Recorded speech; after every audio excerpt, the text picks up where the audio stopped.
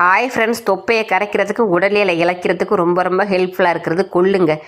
இளைச்சவனுக்கு எள்ளு, கொளுத்தவனுக்கு கொள்ளுன்னு பழமொழியாக இருக்குது. அதனால் கொள்ளு பவுட்ரு செய்கிறது எப்படின்னு பார்க்க போகிறோம். தேவையான அளவு கொள்ளு எடுத்து அடுப்பை சிம்லேயே வச்சுட்டு பாத்திரத்தில் சேர்த்துக்கிட்டு பொன்னிறமாக வறுத்து எடுத்துக்கோங்க.